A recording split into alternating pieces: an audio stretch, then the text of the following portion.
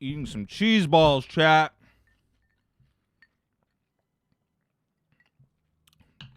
What's up, everyone? How are we all doing tonight?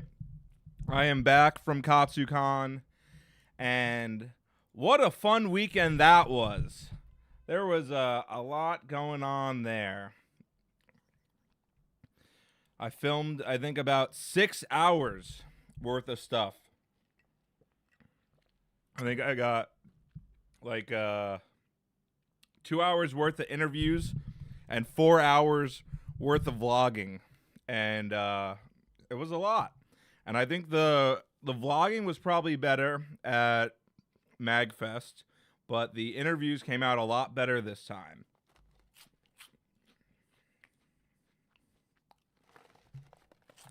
Sorry, I didn't eat dinner yet, so I gotta munch on cheese balls.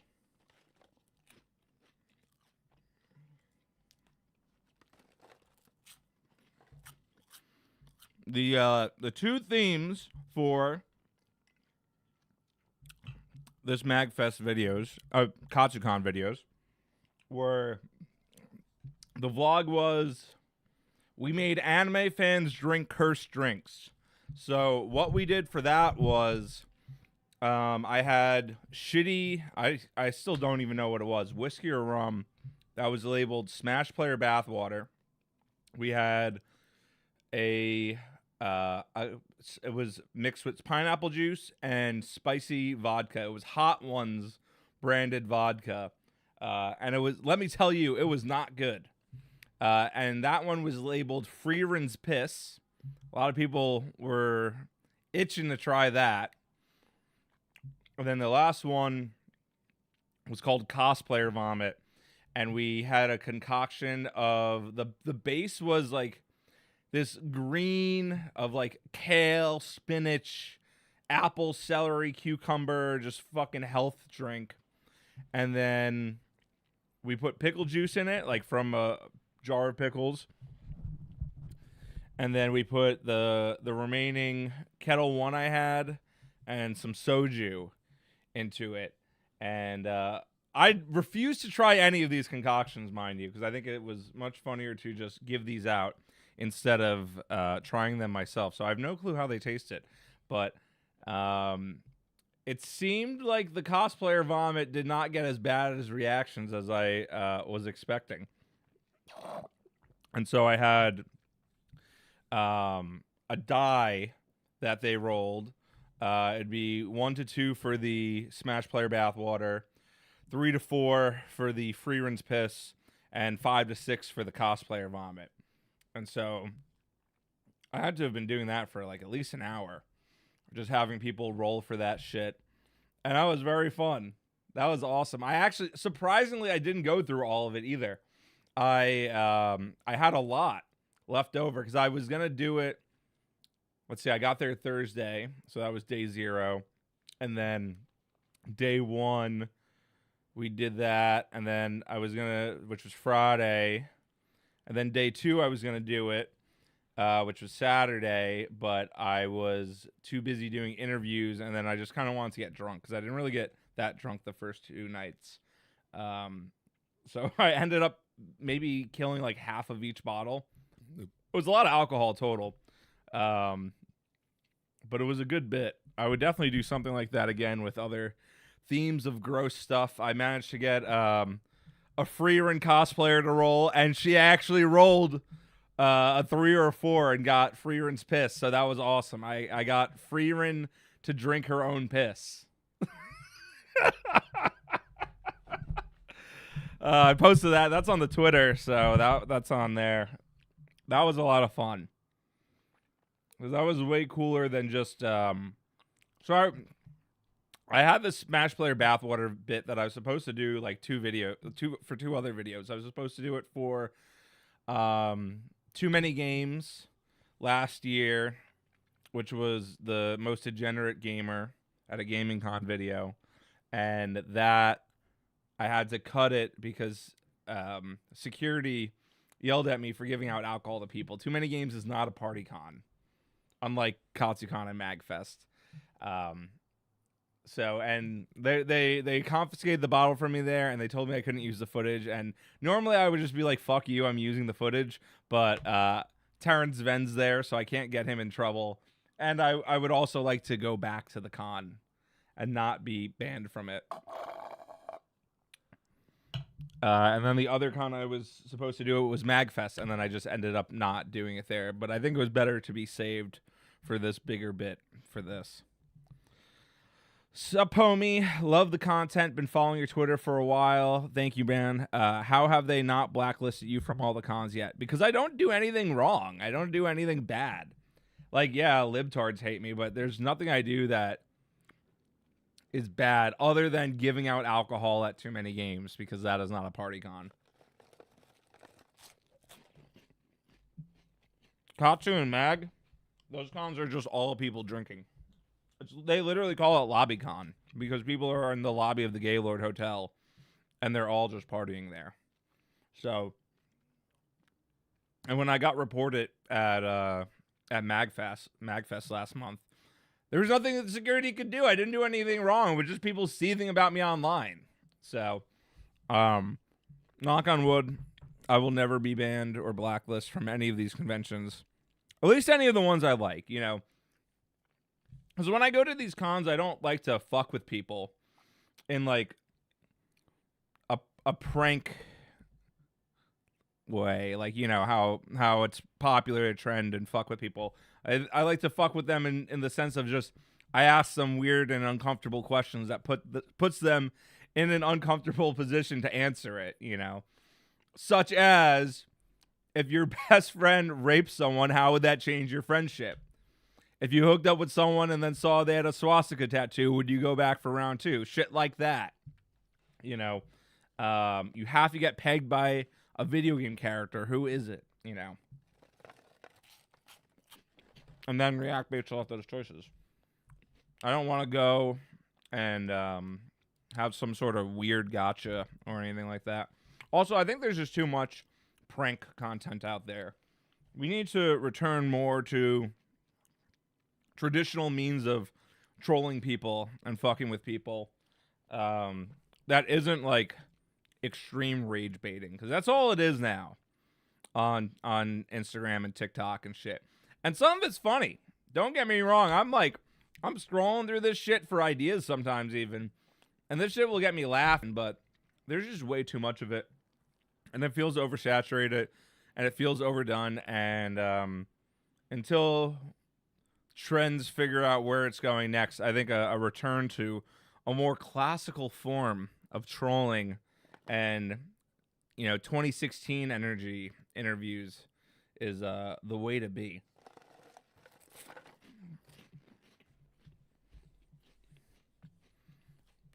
Wow, basically wasting good Kettle One on that abomination.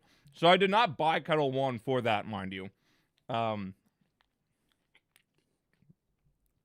was what I had, and I forgot to buy more alcohol. Because we had a lot of leftover alcohol from MagFest, and the Kettle One was left over from that. And I forgot to buy extra vodka, because I bought the Hot Ones vodka specifically for the free rinse piss, and then I forgot to buy extra vodka for the cosplayer vomit. So I kind of had to make do with what I had, because we just didn't feel like going back to the liquor store. The SantaCon video was dope. Do you plan to do the same thing for St. Patrick's Day? Oh, hell yeah, I do. Yes, I do.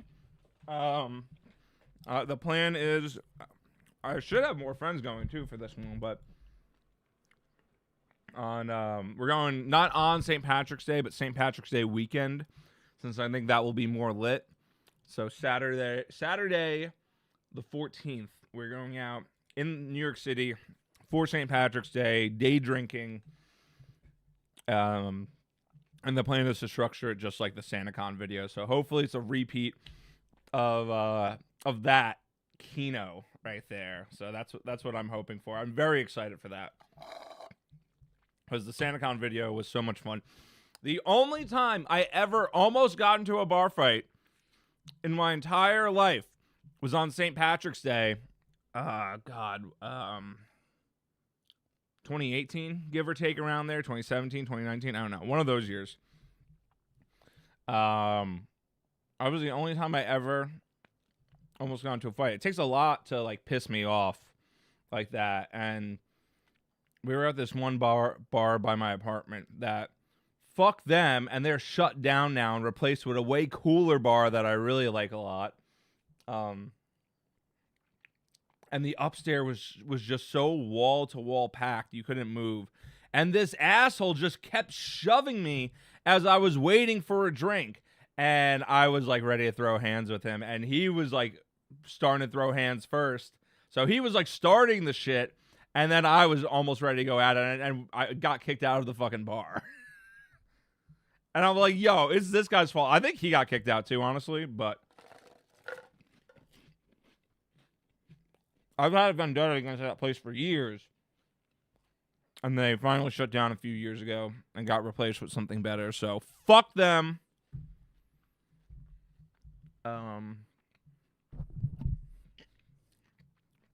Sorry, I'm still chewing. Eating delicious lesser evil cheese balls. Is my chewing all up in the mic? Do you like the chewing ASMR? Any good anime coming? Any previews? Well, Katsucon, even though it's an anime con, they don't like show off any anime there. There's really nothing. There's not much to do there besides party. There's Artist Alley in the merch hall, but you can clear that pretty quickly. They have some good stuff. I got this ceramic coaster of Asuka. This is hand drawn on there. Artist for this is great. Anime Ceramics. And then I previously had gotten last year this one of Masato. And this mug of Masato as well. That's the other side to it, which I never have displayed because this one's just better. Really sick homemade stuff from there. And then I got also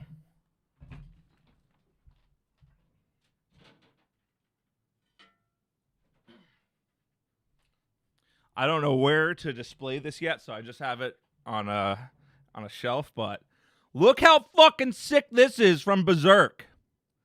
This is fucking awesome. Hand drawn.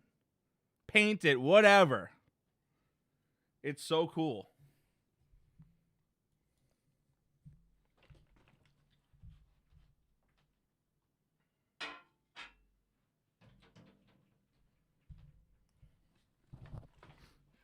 Those are expensive as fuck, but it's so worth it. The art. That's like my favorite thing now when I go to Katsucon, because I've seen her last 2 years in a row, and that shit is sick. So that's the only thing I bought when I was there. And then there's nothing I care. Oh, actually, wait, I got one more thing. I got this in the merch hall, which is official from some Bleach exhibit that they did in Japan. So there's this one guy that will sell official like jump shit like this. So this was like $50, which is kind of a lot, but it's hard to find good Bleach art, and I really like the art for that. I'm not gonna show it because it's have all my shit on it, but I have a massive Bleach mouse desk pad that's like massive. It's like this long of all the characters on it. I got that from Comic-Con or Anime NYC or some shit a while ago. That's official. But yeah, as far as like anime previews, that's like more like an Anime NYC thing, or what's the Anime Expo out in LA, which would be cool to go to sometime, but I always hear that place is a nightmare for how crowded it is, and I gotta go all the way to LA for it, and it's gonna be hell. I'd rather like take the risk if it was like on the East Coast, but even Anime NYC, I feel like there's never any anime previews that I will go out of my way to go see. I also don't watch a ton of anime either.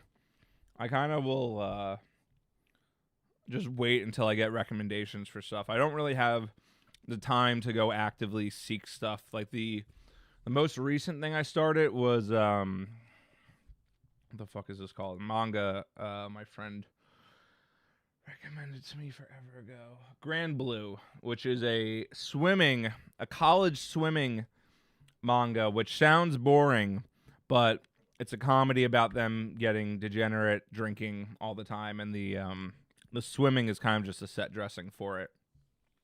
So it has an anime. It has 2 seasons. The first season I heard is not that good of an adaptation. The second season's better, but the manga is superior. It's been going for like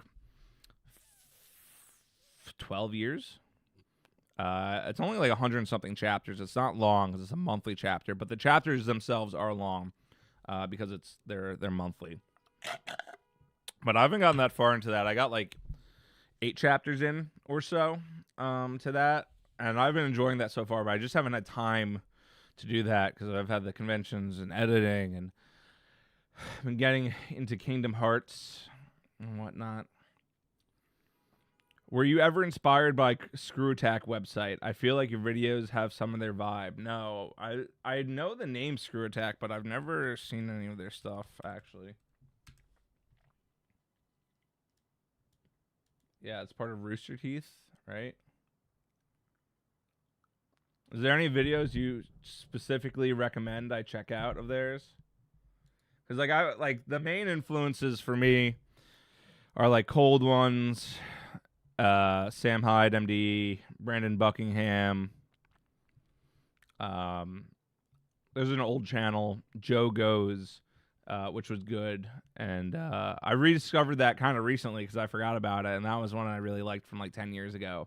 But the poor fella trooned out, unfortunately, and it's not a pretty sight.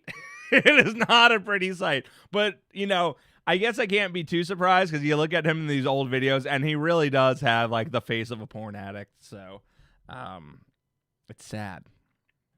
Sad to see. And it was renamed to now Lily's old YouTube channel. They always call themselves Lily or Lilith or Esther. These troons always have the same fucking, 5 to 7 names on rotation that they pick from, and that's it.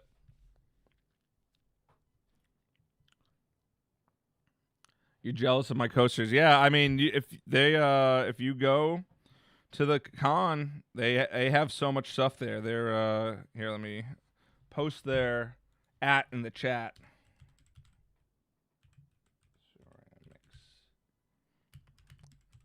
Yeah, that's them on IG, so you can check out their shit on there and find out what cons they're going to.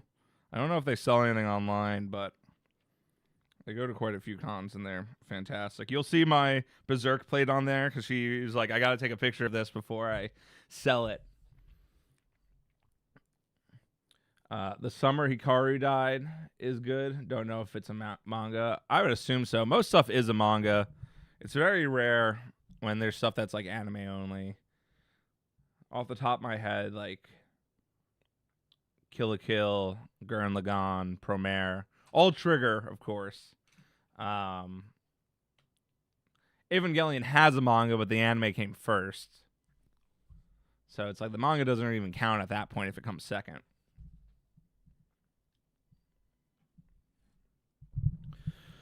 So yeah, now I have 6 hours worth of footage that I gotta go through, and I'm looking forward to it, but it's so overwhelming that it's like it's that much. It's like kind of hard to start because it's like when it's like 2 hours of stuff, I'm like, oh, that's I can watch that easily. It was like 6 hours of stuff. I'm like, James, why are you filming so much? Which is like fun in the moment, but then I gotta get to the editing room. I'm like, fuck, I gotta go through 6 hours of shit. And if you want to see most of that footage, because I'll be cutting out the dead air where nothing happens, of course. But if you want to see long extended cuts from Katsucon before anyone else, patreon.com/MKUltramoney for $5 a month. You will get all the extended cuts. You'll get some exclusive videos. you will get access for the $10 tiers and up. You will get access to all the old streams. So if you miss any of these live streams, the most recent one stays up for a bit, and then after that, they go behind the paywall on Patreon.com. And I am not monetized yet because I don't have enough hours, so I can't even get super chats for donations and stuff. So this channel makes $0, no money at all. No money, no hose. So support the channel on Patreon. Be one of the few, the proud, the brave, the subscribers. And subscribe for $5 a month on Patreon. This channel is not cheap. It's not expensive either. But it's still it's a hole. It's a money hole. Thumbnails cost me $120 each, plus all the alcohol and the traveling and everything like that. So please subscribe. $5. Are you gonna miss $5 a month? Your $5 is better suited towards me. That's like a Starbucks drink every month. But that's like a beer at whatever place that's not in New York City once a month. You're buying me a beer once a month, and I'm providing you with some of the only funny content on YouTube. I'm making YouTube funny again. $5 a month. Buy me a beer. Patreon.com/MKUltramoney. That's enough shilling. Japan! All right, I'm going to fucking Japan, guys. I'm super fucking excited. I went to Japan in October 2024. I went for Halloween. I went for 2 weeks with Terrence and our friend Alec. And it was the best 2 weeks of my life after I had just had like the worst month of my life. So it's kind of funny. 2024 was the biggest year of the highest highs and the lowest lows for me. And I've missed Japan ever since. Terrence and our other friend Alec are unironically been depressed about not being there since they've had actual depression from it. I finally managed to scrape up enough to be able to go again for an enjoyable trip, because I'm not going to go and stay in a hostel and shit like that, because that's rape mode shit. I would never go stay in a hostel. That's crazy to me that people will do that. My friend Brian, who I might be going with, who is in the SantaCon video and is in the MagFest and KatsuCon videos, he might just get a hostel if he goes, which I'm like, brother, which he did last time, which I'm like, that's insane, man. I don't know. It is not worth. You can get some decent hotels for cheap, and people will stay in a fucking pod. Fuck that. Share a bathroom, people? No shot. I don't care if Japan's a high trust society. I'm staying with other foreigners. I'm not going to trust my shit around them. No fucking way. Not happening. Live in the pod, eat the bugs. No, thank you. Not even if it's just for 2 weeks. Not doing it. So I'm going from April. When did I book this? April 7th. I arrived there April 8th at 5 a.m. And I come back April 21st. So I'm there for 2 weeks. I'm pumped. I'm spending 1 week in Tokyo and 1 week in Osaka. Which is, I went to both of them last time. I went to Kyoto last time. I went to Mountain Village last time. And I want to do less traveling this time, because it is not fun when you're someplace for 2 weeks and you got to go 1 city, Tokyo, 2 city, Osaka, 3 city, Kyoto, 4 city, Mountain Village. So it's not even a city, it's a village, which makes it even more of a pain in the ass to get to, because you got to get there and then fly in and then take this bus all the way up there. And it's just like, then there's no service and there's nothing to eat around there for like a 20-minute walk, and you can't get an Uber or taxi. And then 5th city going back to Tokyo. So that's like fucking traveling 5 times in the span of 2 weeks. So instead, what I'm doing is I'm going to Tokyo 1 city, Osaka 2 city, Tokyo again for flying out 3 city. That's why I went back to Tokyo.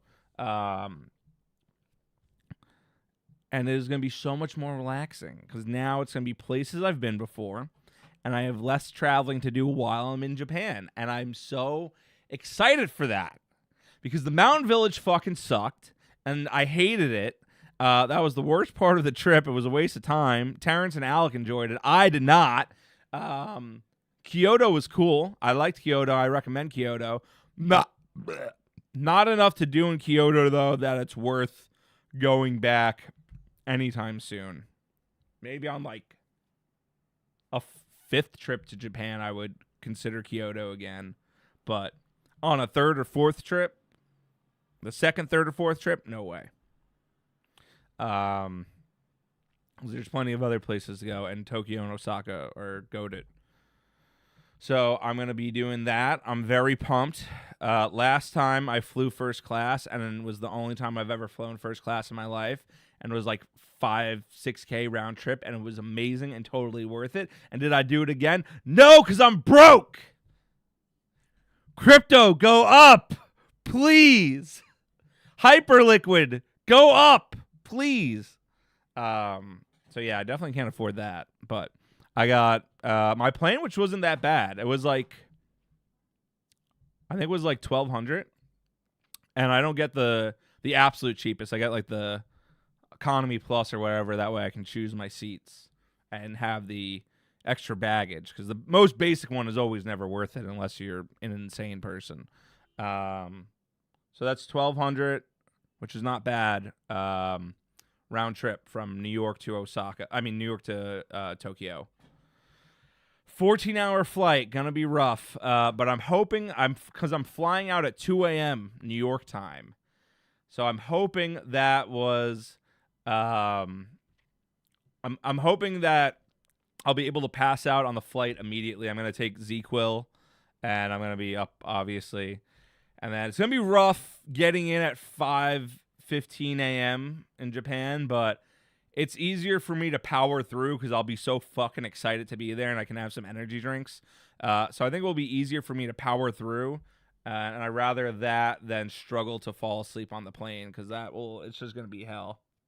So I'm going to do that, and then right before I leave, like the week or two before, I'm gonna start a bunch of Switch games and hope that one of them gets me really hooked, that like I wouldn't want to put down. That way, if I'm on the plane, because when I'm on, I don't know about you guys, but when I travel, and even if it's just like within the U.S., I get on a plane and I just like, I can't focus at all. Like, I can't, like, all I want to do is doom scroll. Like, I can't, like, play a game for more than, like, an hour or something like that. It's just tough. And I'm hoping if I can find, I never end up flying and having a game that, like, I'm currently addicted to. Right? Because I feel it just, like, it never works out. And anytime I fly, there's never a Switch game that I'm currently, or whatever handheld that I'm like, oh my god, I can't put this down.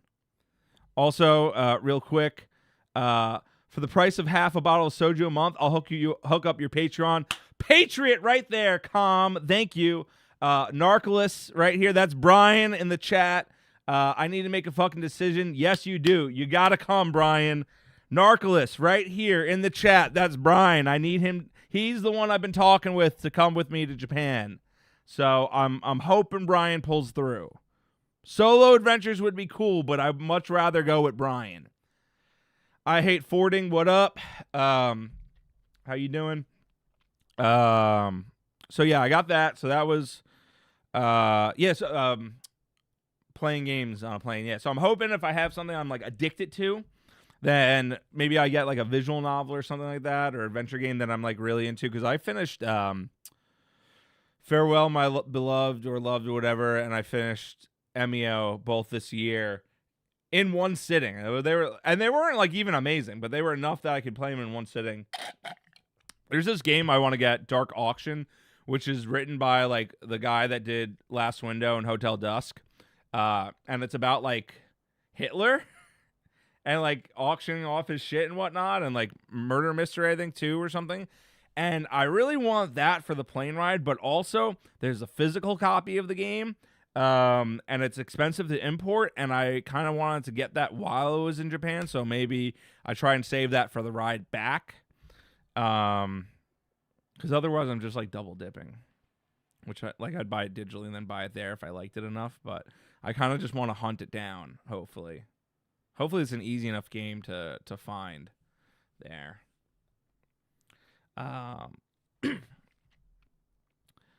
I know, man. I'm really hoping you pull it off too. VNs have always been a go-to flight thing for me. Yeah, the last one I tried to read on a flight was like the Tsukihime remake, and I did not get that far into it. Also, Type Moon is a little bit slow starting out as well, so I feel like that was kind of bad to start on a plane. What are you planning to do when you get to Japan? Oh, I'm about to get to that. Played through the Nonari games on a flight. Yeah, those are good ones for a flight. Those ones are very addicting, so... all right, so that's the flight, and then I got in 5 a.m. So the first thing, so I actually smart right here. All right, I got my hotel, but I booked it a day before I arrive because check-in's always at like 3 p.m. for hotels, like 4 p.m. If you're lucky, you can get like an early check-in. Like they said, the earliest check-in would be like 12 p.m. But, like, I'm getting in at 5 a.m. after a long flight.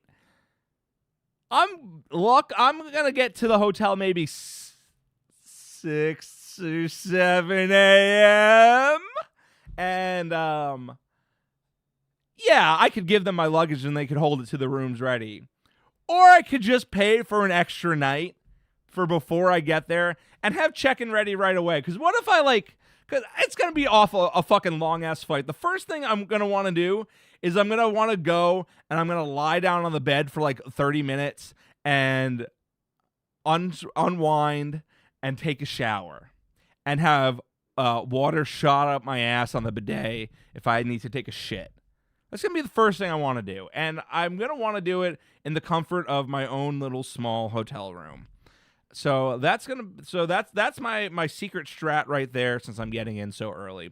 And I got a good deal on it too. What am I paying on this? I'm like right in prime Shibuya. At Appa Hotel. What am I paying per night for this? What was this? I think it was like $190 a night. Divided by... Yeah, $190. I'm paying $190 a night for this. For prime Shibuya, and I got a double bed, which is like the equivalent to like a full size here. Because when you book, you can get like single, which is like a twin, or double, which is like a full, or sometimes they'll put like two twins together or whatnot. And because no way in hell am I sleeping on a fucking twin size bed when I'm 6'1". Not happening. I'd rather pay a little bit extra per night to get a double bed.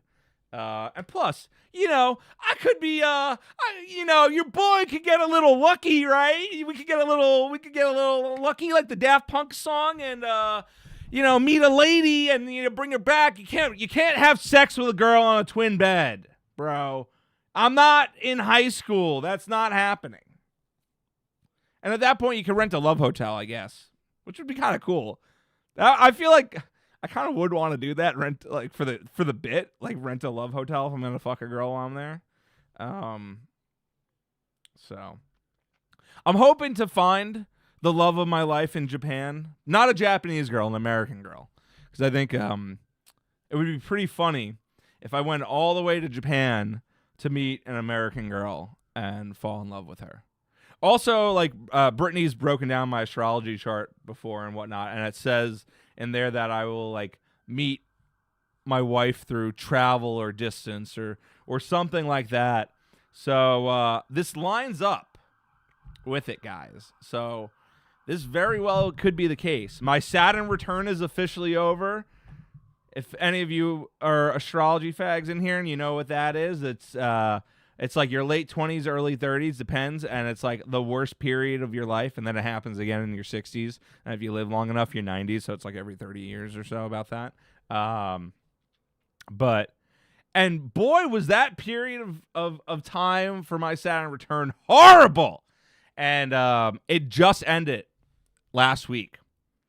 Brittany's has just started recently, so R.I.P. Brittany, because she's already been going through the ringer, man. So it sucks for her. But for me, it's great. For me, I'm doing great, guys. I'm doing great, chat. And Chinese New Year just happened.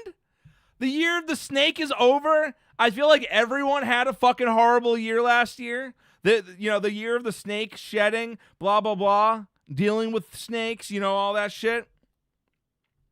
It's over. The year of the fire horse, baby. The fire horse! Let's go! Year of the fire horse. Bunch of good things. Symbol. You guys can kind of... I don't even need to spell it out for you. You got a snake or you got a fire horse. Which one you think is better? Yeah, it's fucking Ponyta and Rapidash, baby. Year of the fire horse. Let's go. So that Saturn Returns over. Your boy is so back. Your boy is so unbelievably back. The YouTube channel is going to fucking blow up this year. I'm going to find the love of my life. I'm going to start making money again. We're so fucking back. We're so unbelievably back, guys. After going through hell. So 6'7". Passport bro. No, I'm not a passport bro. Passport bro is when you're going to like fuck the locals, right? And like I'm not gonna say no to having sex with a beautiful Japanese girl, like obviously, but like Asians. I'm not gonna say they're not my type, but they're not my type. You know what I mean? Like my type is white girls. Why is my door ringing? Did I order something? I'm going to wait for it to ring again before I go buzz it. This is probably for someone else. Like, my type is white girls. Or, like, white at the very top. Black and Indian girls are not my type. Whatsoever. And then you have, like, Asian and, like, Latina, depending on what kind of Latina, are, like, in the middle. Where they're not, like, exactly my type. But they're not my type. You know what I'm saying? You get what I'm saying, guys? So it's like, it's like one of those things where it's like, if it's the right one, you're open to it. But, But I prefer a brunette girl with blue eyes, pale skin, skinny. They gotta be skinny. No chubbies, no fatties. Real thin like a model. Just how I like them. All right, hold on. I'll be right back. Who's buzzing?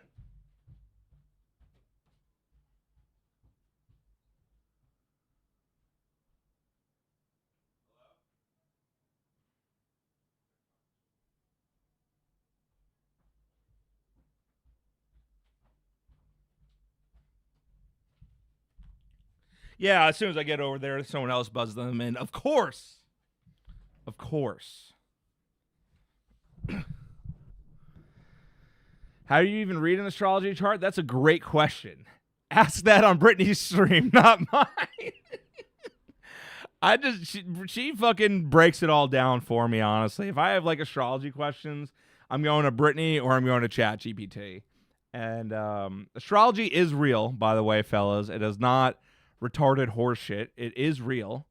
It's just a lot of women for years that would spout astrology were so retarded that made you think that, oh yeah, no, of course it's all fake because it's only the most retarded women in the world talking about it. But no, it is real.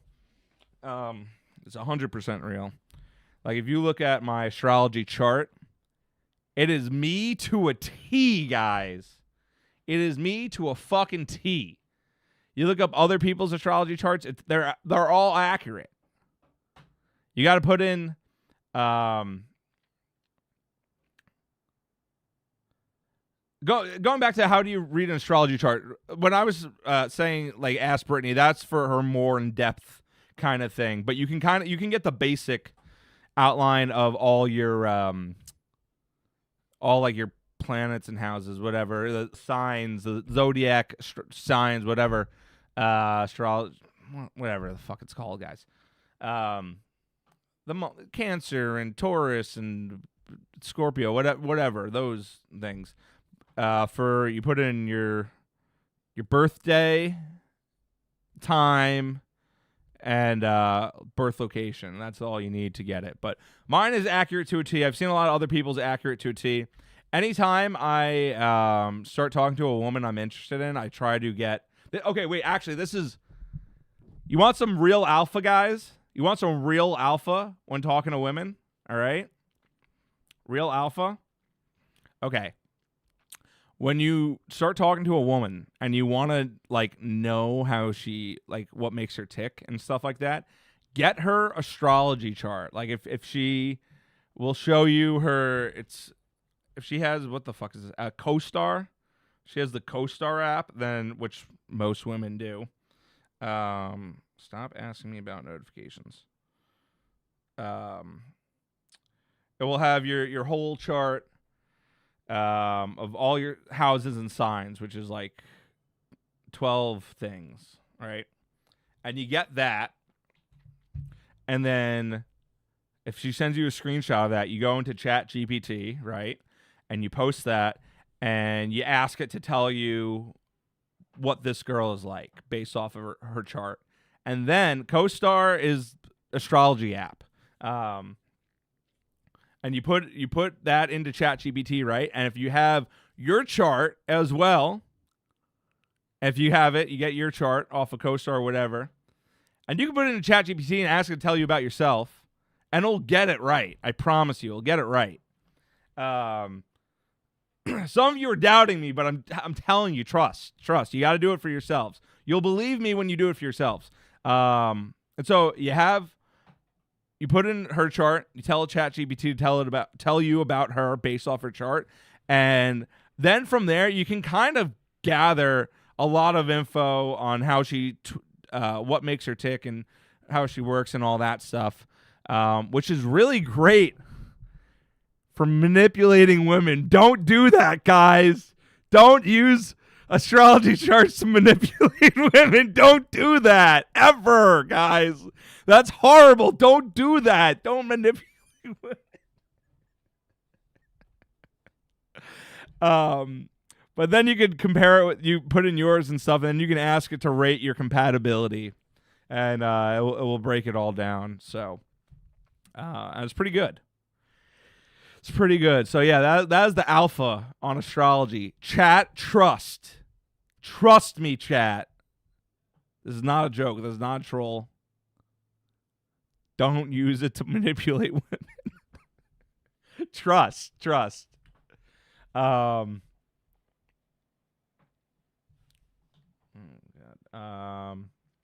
playing Pokemon using Ponyta, so I guess astrology is real, based. Even though that's Chinese New Year, but still based. Japan is not a Passport Bro destination. Yeah, it really isn't. I was trolling on the Passport Bro. Whose type is more important for men or women? I think women. As in, like, I think I understand what you're saying with that. Like, is it more important to be the man's type, or is it more important to be the woman's type? And the answer is it's more important to be the man's type, because women don't know what the fuck they want. Guys, all right. Some more alpha on women, right? Women never know what they want, ever. To eat, to date, to fuck, to do with their lives, career, be a stay-at-home mom, and whatever. They don't ever know what they want to do. Just always take it as a woman has no clue what she wants. It is for you, the man, to decide for her what she wants. And I'm not saying that in a force her type of way. It's like, you're going to do this, you're going to do that. No, the way that works is, as a man, it is up to you to make yourself attractive to her in whatever way that you're good at, whether it be being funny, being smart, being strong, masculine, whatever it is, whatever is your characteristic that you're good at. If you don't have any you're good at, you're fucked. Kill yourself. If you don't have any you're good at, you should fix that. But figure out what you're most good at. and play to your strengths. For me, my strength is being funny. Women love a funny guy. Like a really hot, attractive guy. I mean, I think I'm a pretty good-looking guy, but I'm not Chad Thundercock by any means. You know, I go to the gym, but I'm not there. I got some weight to lose. I got more muscle to gain. You know, I'm working on it, but the Chad Thundercock Giga Chad is going to have the easiest first impression, right? Of course. But the thing is, will he be able to sustain it long term? Now, the Chad Thundercock, he can fuck a lot of girls. But will he secure a great wife? You don't know. Because he's got to pull through with other stuff. Now, if your strength is being funny, sometimes it may be a little harder to get that opening right there. But once you're in and you're charming and you're funny enough, they're hooked. You got them hooked like a fish. Wait, yeah, like that. Yeah, that's how you fish, right? I don't fucking fish, guys. Come on. Do I look like I fish? So play to your strengths. And so how this goes back to women don't know what they want is it doesn't matter what your strength is. If you're good looking and ripped, or you're very funny and charming, or you're really fucking smart, whatever it is, you just got to be so good at that one thing that it just captures her. And then she realizes that's what she wants. Will this work on every woman? No, of course not. But once you realize your strengths and you play to it more, then it will.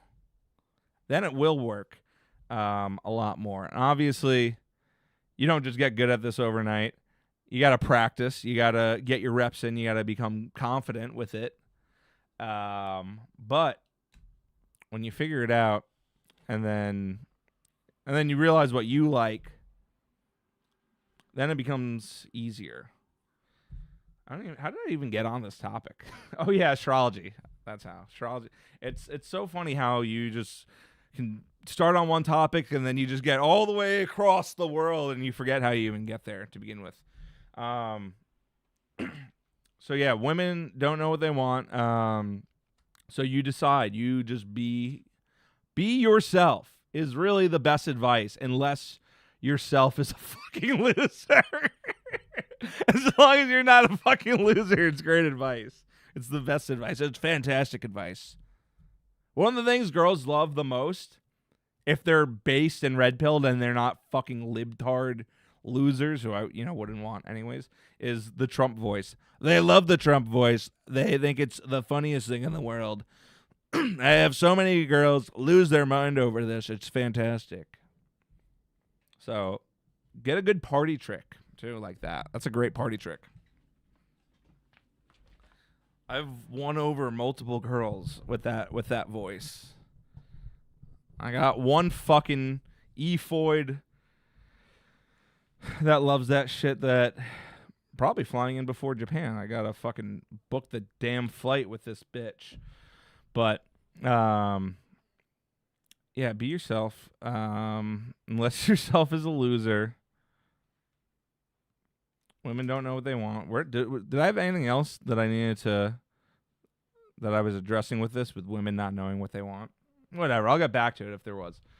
All right, let's see what the chat said. Oh yeah, it's type more important for men or women. That's how I got onto this. And okay, so the reason that type is more important for men is because a lot of men think that they just need a woman, right? They just need anyone that will love them. That is not true.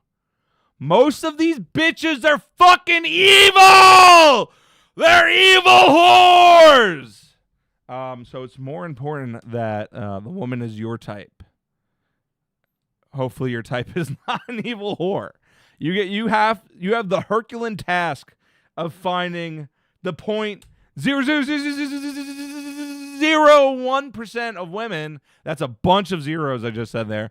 That is suitable for marriage. That is the Herculean task that you have.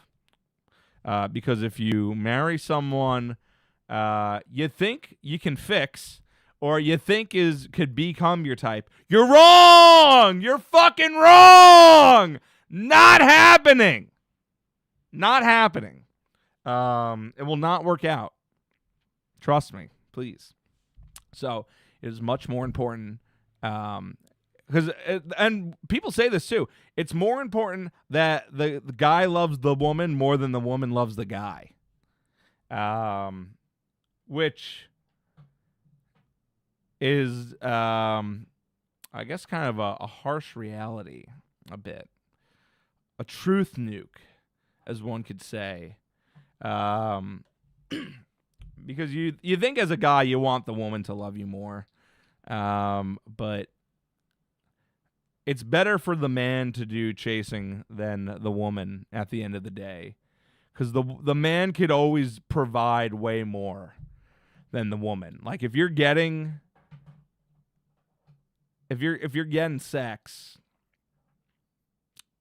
and you're not loving it, you're kind of fucked, guys. I'm not gonna lie, you're kind of fucked right there.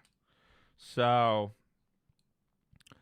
and there's always more a man can do to impress a woman and to turn her on and whatnot. So that is why that is the case on that.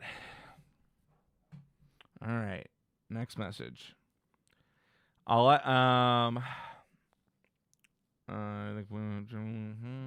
ask her. Then she probably a geek with it. Israel, astrology is real. I just can't explain it. Yeah, because it's not easy to explain. Gang my slime. Hell yeah. Gang my slime. Astrology is real like space, which is also real. Hey, do not insult astrology like that. You all know space is fake and gay. To an extent. Like, space is... Here's the thing. Space is technically real, right? The stars and stuff out there are real. God created the stars. But space in the sense of what the government has told us is fake and gay, of course. Astrology is this in-depth? Dang. Yeah, there's a lot to it. There's deepness below the surface. Very deep. It goes extremely deep. What up, Lucio? That's evil, twin. I'm a Leo. Don't know the time of day I was born, though. Get it off your birth certificate. Hit up your mom. Ask her for it. Leos are goated. I'm a Leo rising. I'm a Cancer Sun, Leo rising, Aries moon. Me and Trump are both Leo risings. So we got that big energy to us. Similar energy. Me and Brittany are both Aries moons, which we're the same type of crazy, essentially, and process things a lot the same way, which is why we're always twinning out, me and her. She gets me. I get her. I trust you because I'm schizophrenic. Hell yes. Physical. You have to have lust. Yes, exactly. I want a man 6 foot tall with blue eyes, ends up with a swarthy manlet. Exactly. Bitches will end up with men that are a swarthy manlet sometimes. My strength is speed running monkey ball. Brother, I would try and calling people slurs. Oh, that's a good one. That's a good one. I like that one. I'm good at that one too. They also like Kermit the Frog. Hey guys. Oh fuck, that was bad. Hey guys, it's my throat's a little raspy. Hold on. Terrence can do this one better than me. Hey guys, it's Kermit the Frog here. I can do. I feel like I can do better than this normally. I don't really do Kermit often. That's more of a Terrence thing. Actually, they don't, but I do it anyways. Hell yeah. The only thing you know is you're a Sagittarius. Yeah, I mean, it's a deep rabbit hole to go through for astrology. And once you like start finding out more, you learn more about it. I've just kind of learned it bit by bit for what I find to be important or interesting. Like, yeah, I already said that. Yeah, that's how we got on the whole thing about the traveling and the wife and whatnot.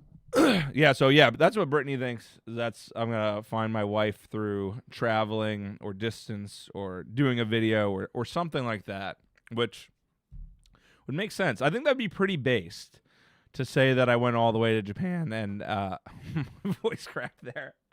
Talking for an hour straight gets your throat all raspy and shit. I think it would be pretty based to go all the way to Japan, meet the love of my life. She already lives in New York or moves to New York. That'd be awesome. We both fly back, and then she comes and visits me or whatever. It'd be beautiful. Beautiful love story. Who doesn't love a beautiful love story? Plus, girls love, guys, there's some alpha here. some more alpha. I'm laying, guys, this is the alpha chat tonight. I'm laying strict alpha on women here. I gotta tallow up my lips. They got really chapped at MagFest. I mean, Katsu. Oh, yeah. Do I got some cum on my lips? Let's see. Nope. I'm good. And even if I do, you can't see it.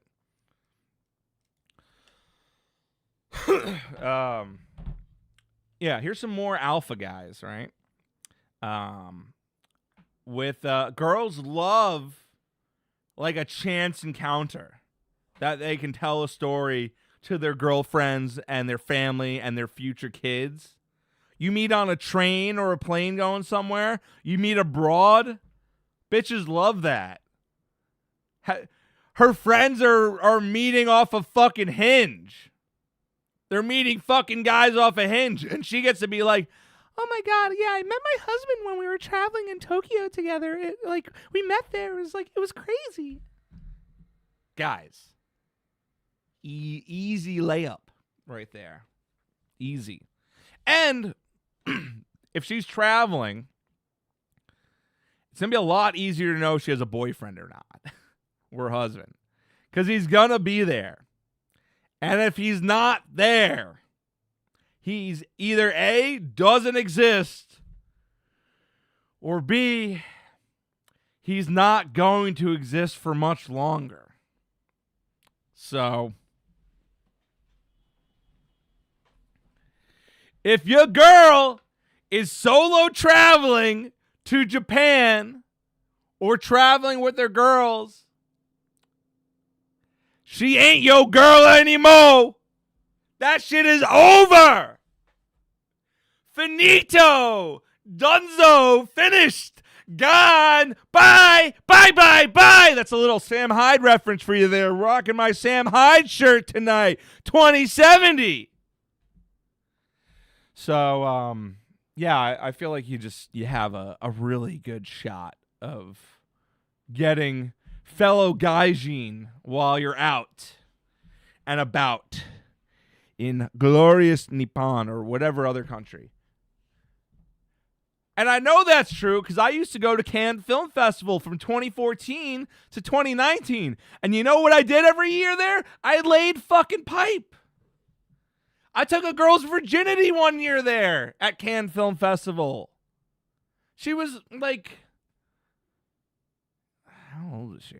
She was in college, I think. She was somewhere like, I don't know, somewhere between 19 and 23. I can't remember. I don't remember how old she was. Of age, of course, guys. Of age in America, not just France. But she let me take her virginity. She let me take her fucking virginity. Was she bad? I assume you mean that in like, as she was hot, not bad at sex. She was very cute. She was very cute. Which is how I like the cute girls. Opposed to like the insta baddies. But that was kind of crazy that she was in college and she was virgin still. But I've only taken virginities twice. Once was I want to say this in a funny way, but I don't want it to be clipped. To be like, yeah, I took the virginity of a 16-year-old girl once, but that was when I was in high school when we were dating. When I was also in high school, and so her, my first girlfriend, and then that girl in Cannes, I took her virginity. There was also a girl that I met on Tinder back in the day, 10 years ago or so, about that. And she was from Sweden and visiting Sweden. And I hung out with her. I had a date with her, right? And then she asked during the date if her friend could pull up. I'm like, yeah, sure, I guess, because it was another girl. And they were both hanging out with me all night. I have this one photo took of them both kissing each of my cheeks. I kept like in contact with the girl. I wasn't like messaging her or whatever. I just, had her on like Instagram or whatever. And then when I was going to Cannes the next year, she hit me up and she came in from fucking Sweden to fuck, which was crazy. She was very annoying, but real thin Swedish babe. It's good shit. It was fun, man. Dude, easy layup, man. Easy layup is traveling. Easy layup. Tinder back in the day, dating apps used to be easy mode back then, 10 years ago. Traveling, easy mode. So that's some alpha for you guys. Some alpha for the chat right there.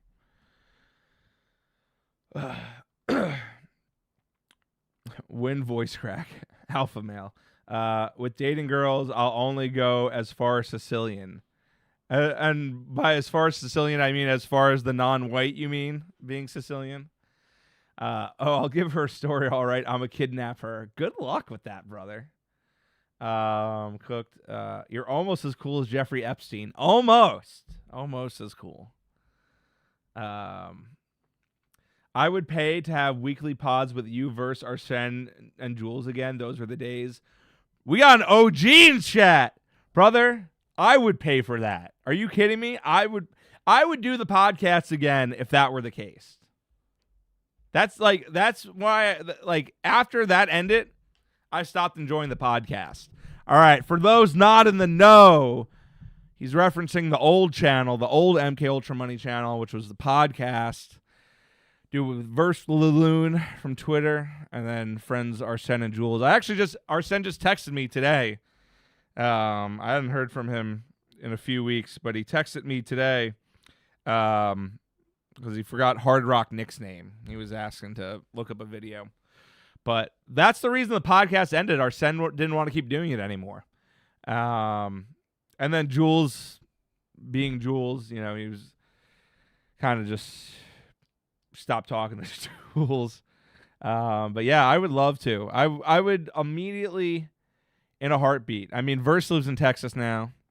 Jules still lives nearby me, I think. I ran into him on the street.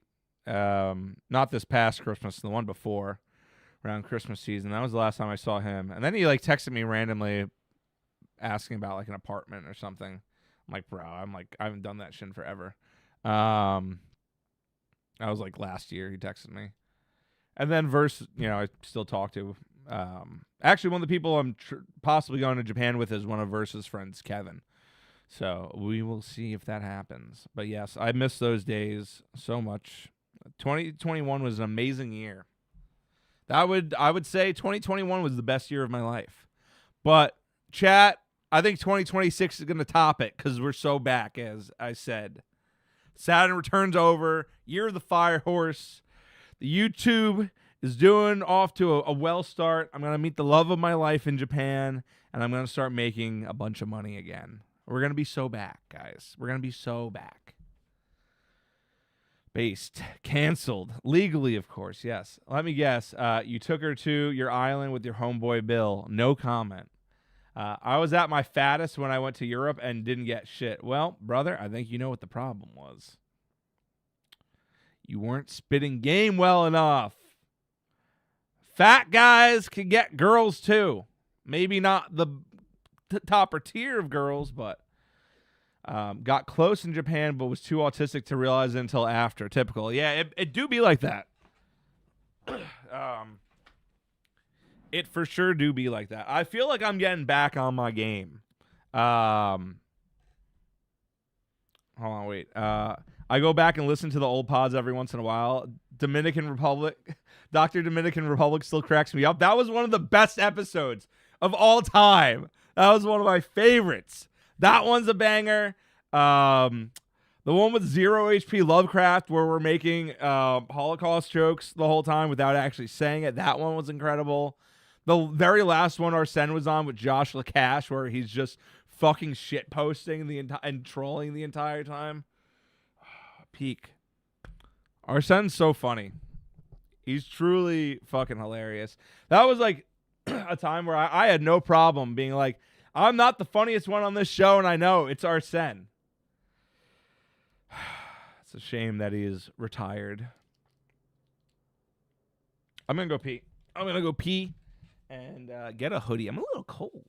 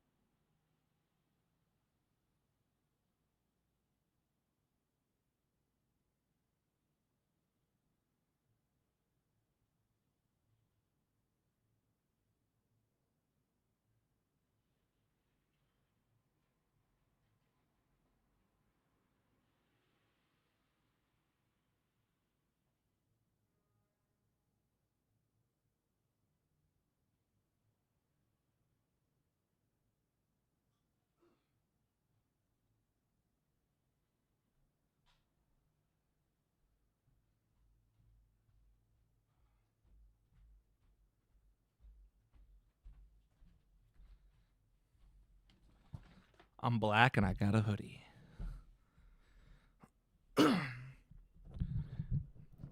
Chrome Boys podcast picks up where OG MK Ultra Money left off. All right, I'll have to look that up. Chrome.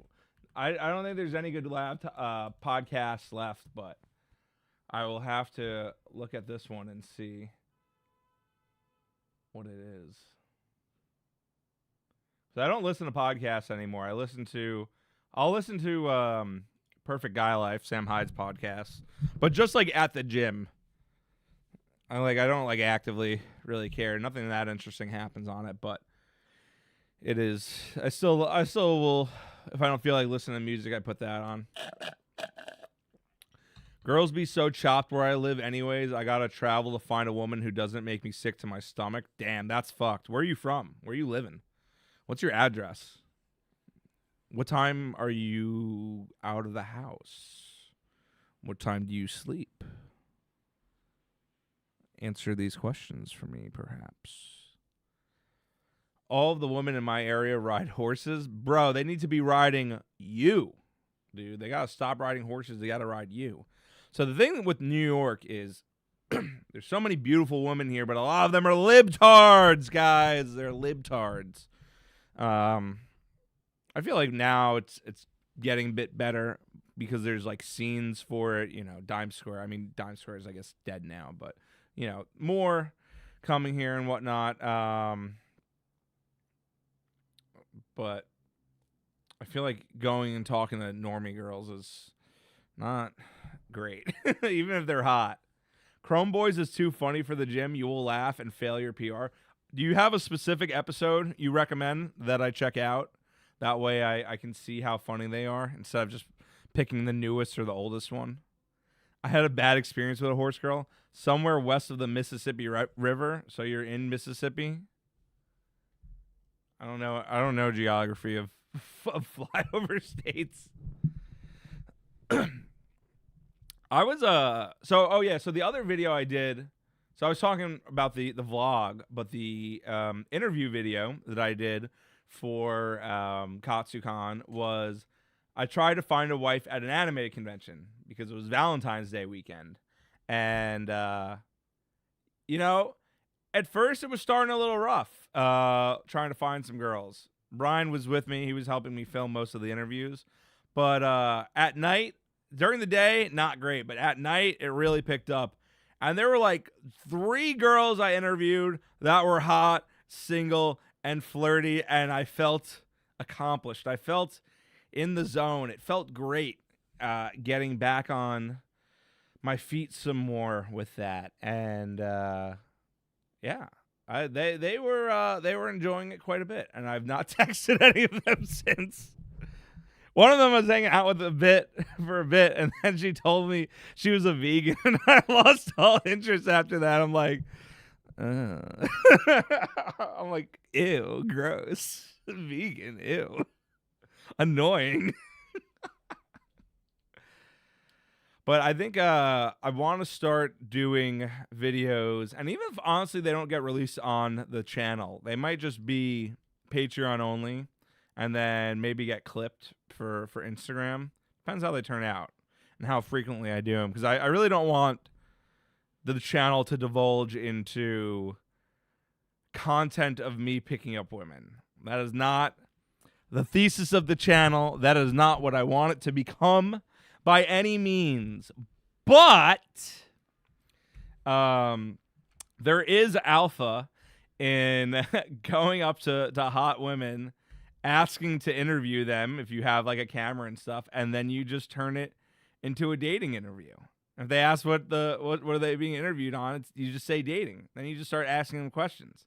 And by the end of it, if you like the girl and she doesn't have a boyfriend, you finish with, would you like to see me again after this? What are you doing tonight? Seal the deal. Because the problem is with these girls from the con is that none of them are close by. A couple of them are like DC one's like DC, another one's like Maryland, the other one's like Georgia, right? None of those are close by. Now, 2 of them I will probably hit up again after I edit the video, and I'll send them clips. And I'll see if I start talking to them, whatever. And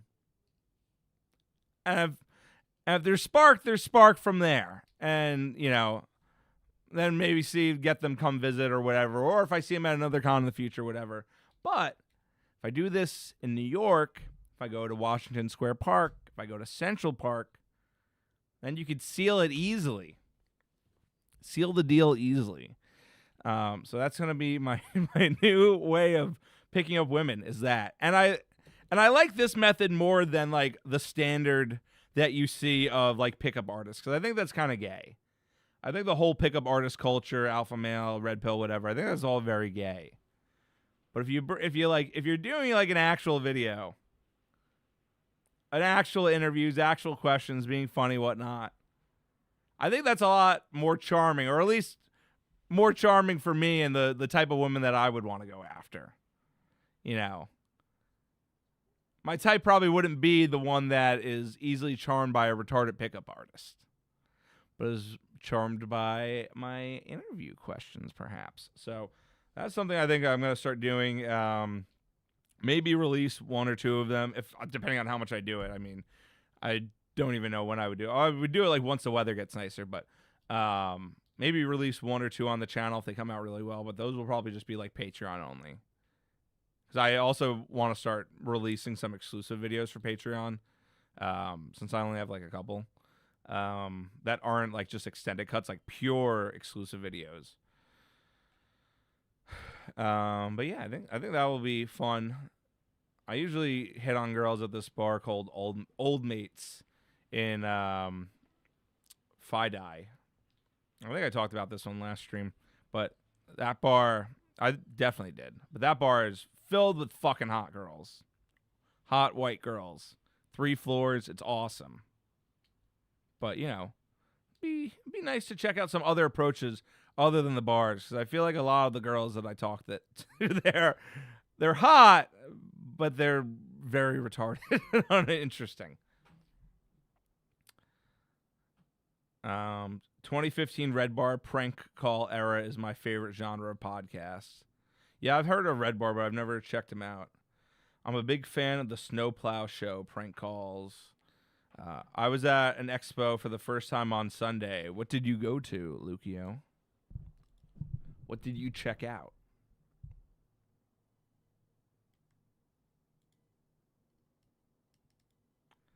Oh, Based, I just want to shout out again, Calm Antilles, if he's still in here. I just checked my Gmail, and he did, in fact, subscribe to the Patreon. Absolute fucking legend right over here. Thank you, someone, for subscribing during the live stream. I think that's the first Patreon subscription I've gotten during the live stream itself. Guys, $5 a month. That is a beer. That's less than a beer in New York City. That's like a shitty beer on happy hour of New York City. $5 a month. Support the channel. If you don't do it yet, now's the time to do it. Fund this channel, and we will overtake Mr. Beast. We will, in Minecraft, capture Mr. Beast and chain him up in Minecraft to create content of Mr. Beast chained up in a dungeon where nobody knows where he is in Minecraft.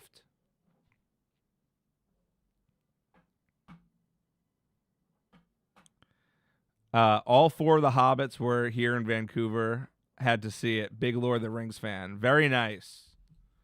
What was the expo? Was it just like a Comic-Con, or was it fantasy themed? Some shit like that. All right, going back to Japan. I think I talked enough about Katsucon. Actually, one more thing. I posted this on the community tab, but on the first night at Katsucon, I was vlogging, and I was talking to a Rouge the Bat and a Blaze the Cat cosplayer, because I got to talk to the biddies in the Sonic Girl cosplays. And I'm talking to them for like 5 minutes. I was giving them shots of 99. And like 5 minutes after, like their friend comes up and they're like, "Are you a YouTuber?" I'm like, "Yeah." And they're like, "Fuck you, get away." I'm like, "What did I do?" They're like, "Fuck you." And obviously they recognize me from women posting L's, or like the Facebook page that was shitting on me or whatnot. And I'm just like laughing. I'm like, "What did I do?" And she refuses to say. She just keeps saying, "Fuck you." And then like her friends, being the sheep that they are like, I'm going to listen to her, and then like leave. I'm like, all right, whatever. And then I think I ran into her on Saturday, because I was like walking with Brian, and I hear like this bitch scream, "Did you go fuck yourself yet?" in like a mean way, like after like I walked past her. I'm like, huh? And that's the only thing I could imagine is it was the same girl. She was in a Lopunny cosplay that second time, but that was pretty funny because she was like so aggressive the second time, but in like the most like runaway kind of way possible. It's like you're gonna be aggressive, but like run away as you're saying it, to the point where I'm just like more confused than anything. Like I turned to Brian, I'm like, did that like did what I think just happen, or like what? You think Mr. Beast evil? Yeah, dude, he gave fucking all that money to Africa. Of course he's evil. If you were donating money to Africa and creating more Africans, you're evil. Dead ass evil scum. If you were creating more Africans or Indians or any other third worlder and donating money to them, you're scum. The last thing we need is more of them. Are you kidding me? I'm trying to fucking geo-wall them off from the internet. Deport every single last one that's here. If you are contributing to make more of them in any way, directly or indirectly, you are evil! So yes, Maybe Mr. Beast is not evil in the way that conspiracy theorists will say, but he is more evil in the traditional philanthropy way that Bill Gates is. I mean, Bill Gates is evil in multiple ways as well, so Mr. Beast can be evil in multiple ways as well. But at the end of the day, it doesn't fucking matter. It really doesn't, because he's already evil in that way. So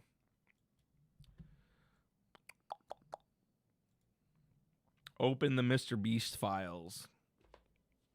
It's sad because he used to be openly Christian on his channel and then stopped once he got big. He got the call, chat. They gave him the call. Mr. Beast has stated he has high political ambitions. He plans to run for president one day. I believe it. I totally believe it. And I could totally believe him winning. So we'll see what happens. We'll see what point America is in at that point. I mean, like, someone as ambitious as Mr. Beast, right, to like keep wanting to one-up himself, but despite being the number one YouTuber, like, you have to be a sociopath to get to that point. Why would you ever want to be the most popular YouTuber of all time? Think about that for 1 second. Who is the majority of YouTube's platform? That's right, third world children. Why would you want to be the most popular YouTuber of all time? Your audience is just going to be primarily third world children. Why would you want that? Why the ever-living fuck would you want that? Even if we cut it down to just Americans and it was only American YouTube subscribers, still, why would you want that? Why would you actively want to be that famous? You know, with like other celebrities, right? With like actors, they do movies and they get paid tons of money, and they get to be part of, or like it's kind of a thing that like happens, right? And so it's like, yes, they can kind of dictate how famous they get, but it's not like no one's like compete. No one's like an actor. No one becomes an actor is like, oh, my goal is to become the best actor in the world. I'm sorry. My goal is to become the most famous actor in the world. No one says that. No one becomes an actor trying to become the most famous in the world, right? They want to become rich. They want to become famous. They want to win awards. But no one like goes be like, let me be the most famous. By being the most subscribed person on YouTube, that is the equivalent. That is the same thing as saying, I want to be the most famous YouTuber. Why would you want that? That does not sound fun. You could be famous and make a lot of money and make all the videos you want. That's satisfying and fun without having to do all that. If you were doing all that, you are a sociopath. Normal people would not want that. That is like, you're like reaching for power in like the most weird way possible with that. So yeah, and also you can just look at it in his eyes. You just see it in his eyes, and it's like, do not trust. Do not trust. Being the most popular YouTuber contributing to ruining PewDiePie's reputation, arguably, people would probably scrutinize him as hard otherwise. Did he contribute to ruining PewDiePie's reputation? What did he do in terms of that? PewDiePie was someone that did not set out to be the most famous YouTuber because he reached such a peak level success, and he's like, fuck it, I'm going to do what I want, and I'm going to start a family. I'm just going to be successful. Like, PewDiePie was the good ending. Mr. Beast is the psycho ending. PewDiePie while I don't want to be that level of fame, that is like the peak ending of becoming a YouTuber. That is like the ultimate way to go out on top while being famous. No, I mean him being the biggest YouTuber. Mr. Beast loves PewDiePie. Yeah, that's what I was gonna say. I think you just worded it weirdly. So yeah, that like that's the ultimate goal right there, right? Or the Markiplier route, where Markiplier, you know, he has his movie Iron Lung. That's kind of how I you know, this is my dream trajectory of YouTube is the channel blows up, becomes huge, hit 1 million subscribers. I don't really need to have more than 1 million, but like I feel like 1 million is a good number. There's so many people with 1 million subscribers these days, it's insane. It feels like once you crack the code, it feels like you just kind of get there, no problem, from what it feels like. Although subscribers matter less now than they do before, so maybe it's a little harder now. But I would like to hit 1 million because I want that plaque. That would be cool. Also, I never hit 1 million on women posting L's, and it's probably just never going to happen at this point. So it would be cool to hit 1 million on something. Women posting L's, the high I got on that was like 718, 720, something like that, which was pretty damn good, but didn't hit 1 million. And I feel like it's harder to hit that many on Twitter than to hit on YouTube. So if I can do that on Twitter, I can do it on YouTube. So, and being at like 1 million subscribers is not insane levels of fame or anything. Wang has 1 million, right? Or is he over 1 million now? Let's see. What is he at? Good old buddy Justin Wang. What's he at? He's at 1.4 million. Wang is at 1.4 million subscribers. And I go out to bars with him and he doesn't get recognized. Like once in a blue moon it happens. So once in a blue moon that happens. Or like when I was at Too Many Games with him, he was recognized a ton there. But that's a convention, so it's different. So that's like a good level of fame. Aim for 10K first on YouTube. I technically already did that. My old channel had what did it get up to? Like 13K on there. The old MK Ultra Money channel hit that. So I've done that already. So you could say get to 100K first, which is the first plaque you get.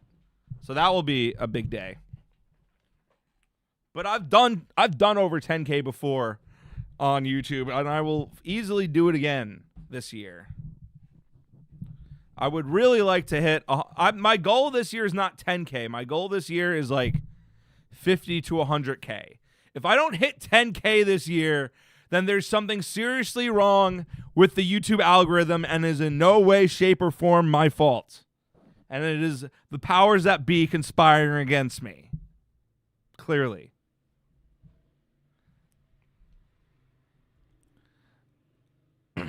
Get Elon Musk to retweet me. Kind of crazy it's never happened. I've never got an Elon interaction before. And then he'll make AI porn of you for a Grok ad. Ooh, base. I get to be raped by AI, by Elon. Yummies.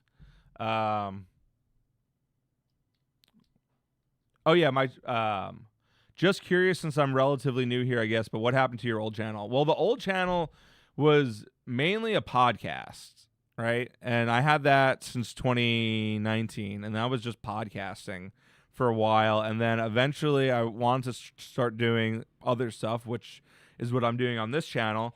And it would just flop on there. And what I've learned with having a big account on anything, and 10K is not big for YouTube, but it's, more than most people will ever get.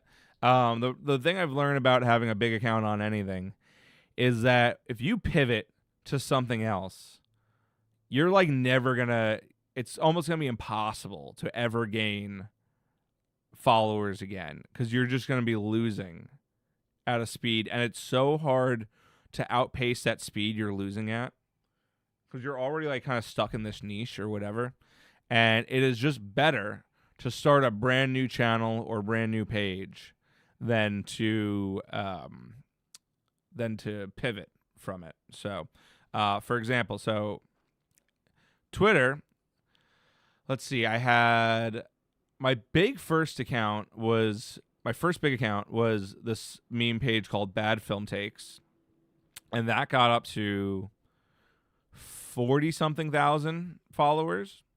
And then eventually I stopped doing that gimmick and I switched to a crypto account with it because I'm like, oh, it has a lot of followers.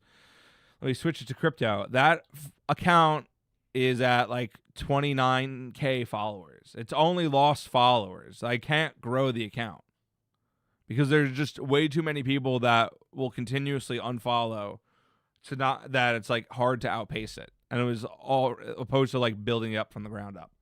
Women posting L's, that peaked at 720K, whatever it was. Now that is a bit different. It's still not outpacing, but that is at 676K. So I've lost about almost 50K followers on that. And it has been gaining too, but that is a bit better because I pivoted from memes of women to politics and being right-wing politics and being racist and stuff. So there's more of a pivot there. And I think that is something, it's hard to like not bleed out on there because I think it's a lot of third worlders that follow me.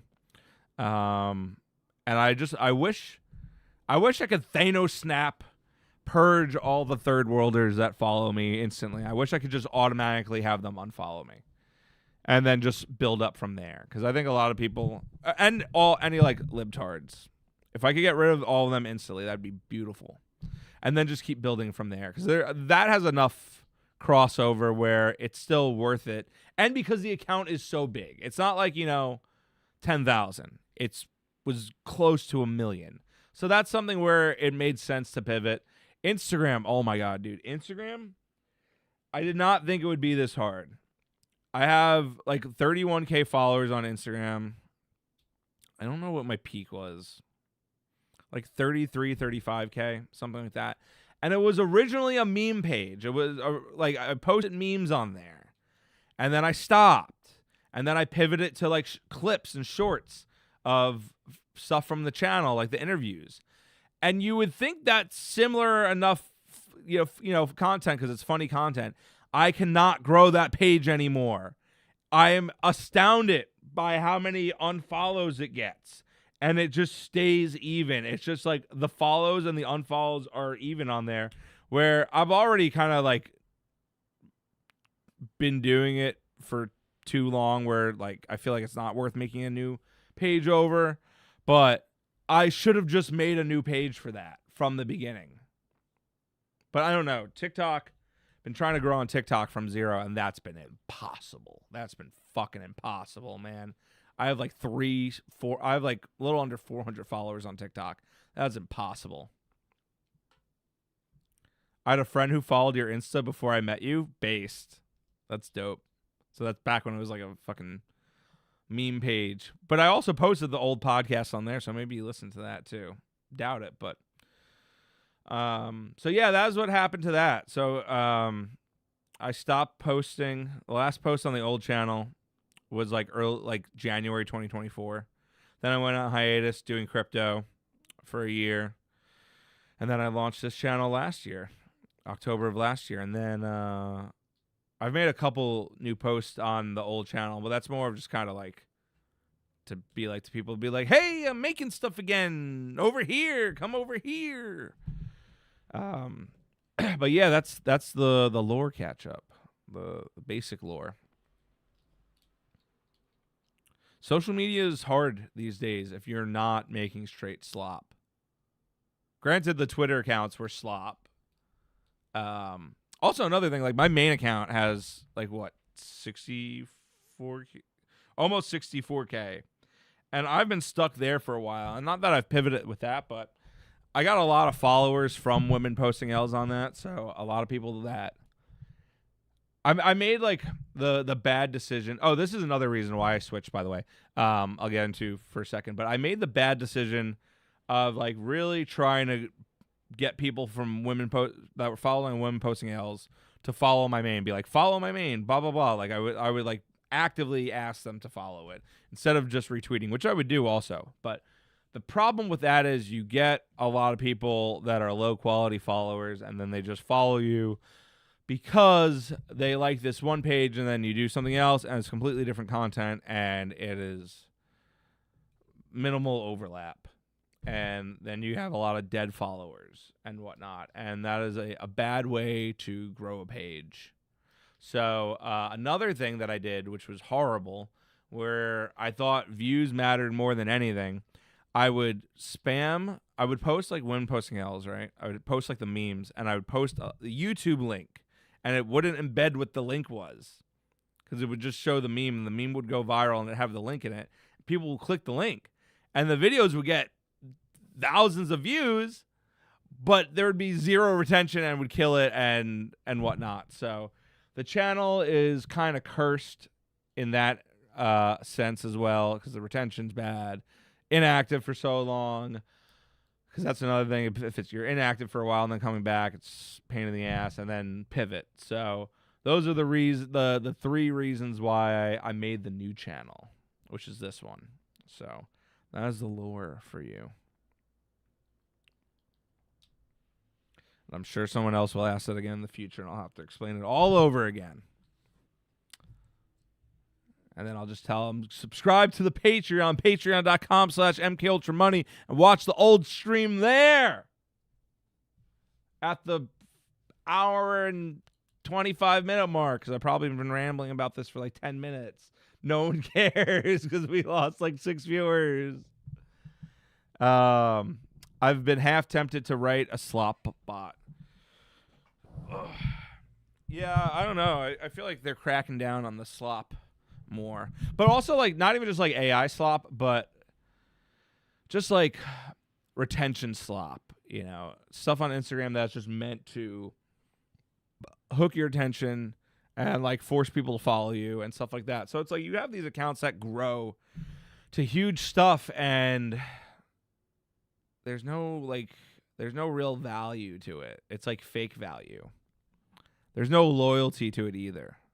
Like, these people are not going to be loyal to you.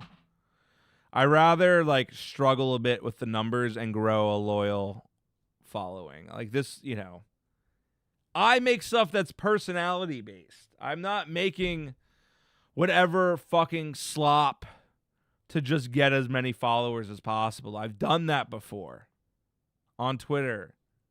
There's nothing out of it. It's not satisfying. It's good for money. I've made some money off of Twitter. But if you actually have passion and love for something, it is not great. All right. Shall I go back to talking about Japan? It's crazy. Last time I came in with a bunch of topics ready, and this time I was like, all right, Katsucon and Japan. And you know what? I've been doing great. Just yapping. I'm proud of myself. Proud of myself for being able to yap this long. Because that last stream was the only time I did it where I was just yapping this long. Because I need to get good at this. So if I do end up being solo and Brian bails on me like a bad friend for Japan, I'll be able to make content a little bit easier without anyone to bounce off of. But hopefully Brian is there. I would very much like it if Brian is there. So the first thing I'm going to do after I get to the hotel and drop off my shit, it's going to be early, so I guess I'm going to have to wait for it to open, but I'm going to go to Shibuya Parko, which is a giant mall. There's malls everywhere in Japan, by the way. Everywhere. There is so many malls. You will never see this many malls in your life. It's crazy how many malls there are. It's just not, it's everywhere. Like every block, there's like a mall in the city. Which is crazy. That's all dying out in America. It's not because of Amazon. It's because of a certain group of people. You know who I'm talking about. that are not in Japan. And they don't exist in Japan for the most part. To steal. You know who I'm talking about. Yeah, so Shibuya Parko is a mall, one of many. But they're less like long American malls, how they'll be like American malls will be like 2 floors and like long big complexes. Where in Japan they're like 12 floors and just like long, tall. Like tall, they're tall. They're not width long, they're tall as fuck. But there's this one called Shibuya Parko, and that's where there's a Pokemon Center there, a Nintendo store, Capcom store, I think Sega store now might be there. Jump store. It's awesome. But that is not what I'm going for. I mean, I am going to go while I'm there. But what I'm really going for is my friend gave me the alpha last time I was in Japan. He's like, yo, the best tempura I've had is in Shibuya Parko. And I went to this tempura restaurant there. And I shit you not, I've been thinking about this place since I went to it, which has been over a year ago. It's been over a year and like change since I've been there. And now I'm talking about it, I'm getting all hungry. This place was amazing. This was literally my favorite place I ate at in Japan, I think. And I forgot the name of it, but it doesn't matter. You can find it because you look up Shibuya Parko, and it's the tempura restaurant there. There's only one. Oh my god, that place is so good. I would kill to have that right here, right now. So that's going to be the first place I go to when I'm there. And I'm also a little embarrassed to say that one of my favorite places in Japan, please don't take away my racist card for this one, chat. Please. I would deport them if I could. But there's this Indian place. I know! This Indian place, hole in the wall in Broadway Nanako. That was so good. And I think about that place a lot less, but it was so good. I have it saved somewhere on my phone, but it was like this really doughy pita chicken tikka masala wrap. Oh my god, it was like the best Indian food I've ever had. I'm sorry, guys. Don't take away my racist card. I would deport them if I could instead of getting the food, but I will be getting that when I go back there. Broadway Nanako is cool. If you're unfamiliar with that, it's like a really old mall. Not tall. That one's actually like wide. But it's like 4 or 5 floors, something like that. And that place is sick because they have like the best mandarake there, which is a secondhand used store, which is a lot of like figures and books and games and DVDs and all that stuff. And I think that's the biggest mandarake, or at least the biggest one in Tokyo. I gotta look that up, but I'm pretty sure it is because it spans the whole mall. It's not just like one big store. It's a bunch of small stores, small mandarake stores scattered throughout this mall. And each one is for each different thing. So you'll find one that's for certain type of, for like Gundam figures, one that's for like normal anime figures, one that's for video games, one that's for DVDs, one that's for hentai, yeah! One that's just for whatever other random shit. Old school toys, whatever. It's awesome. And chat, I'm not gonna lie, I got some hentai there. But what technically is, it's only hentai on a technicality because I bought physical copies of Tsukihime, the original, not the remake, and original copies of Fate Stay Night, the original one, not Ria Nuta, whatever, the second version without the hentai. So I technically bought hentai, but it wasn't like buying it for the hentai. You know what I mean? Like I wasn't buying it for that. Because I've already fucking read them. I have them on my computer. So it doesn't even fucking matter that. Not that they would be compatible with my computer, because they're also fucking CDs, but I have the boxes on display. Have them in my living room on my shelf with my Fate figures. And that that copy of I've seen Fate before at cons. I even saw that at Katsucon. But that copy of Tsukihime, it was a steal I got it for. And I'd never seen that physically before in person. That game's pretty rare. You can get it on eBay, but it's still pretty rare. So I was pumped about that. That was my best purchase I made, I think, when I was in Japan. Was that? That was a cool one. So yeah, I'm gonna go to Broadway Nanako. I'm gonna get Indian food. I'm gonna get Indian food there, and then I'm gonna probably not buy more hentai now that I got that. But yeah, they work on your PC if you're dedicated enough. Sure, but it's much easier to just torrent it at that point. Because I literally don't have a CD-ROM drive on here, so technically I cannot do it. If I had a CD-ROM drive, I could figure it out probably. I could probably do it on my living room computer. But I'm not going to do all that shit now. Is YouTube homepage and screen sign-in down for anyone else? Let's see.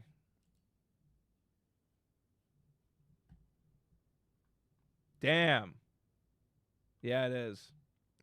It is down for me. That's crazy. I never see YouTube go down. Oh, yeah. Looking at a down detector site, there is a lot of problems. Guys, people didn't leave the stream. People just... YouTube's down for them. Clearly, that's why the stream went down. Actually, the stream did go down in viewers when that happened. What up, Cuper G? All right, I gotta get some more cheese balls real quick. I'll be right back because I didn't eat dinner.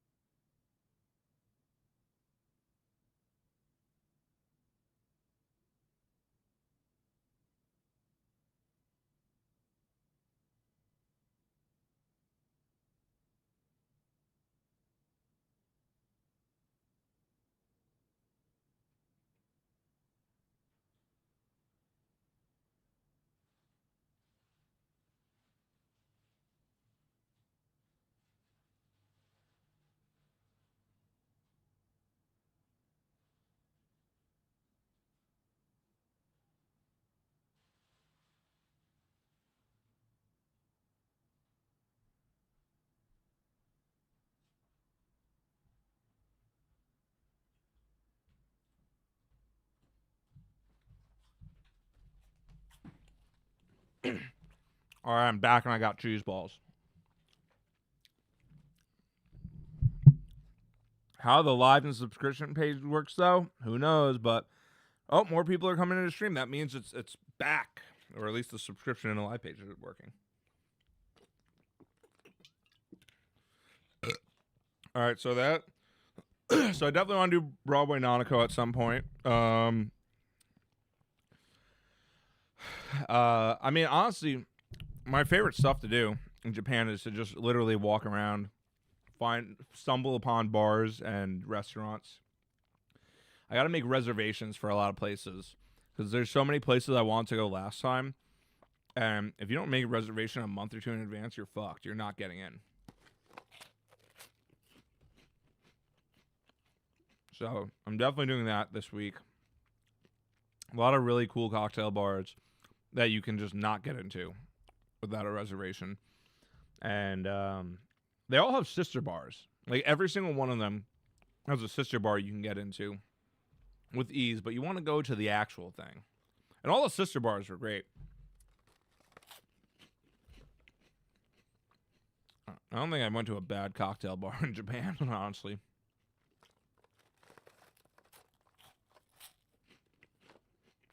Sorry, guys. I gotta munch real quick. I'm so hungry. All I had today were 2 chicken skewers and a slice of pizza.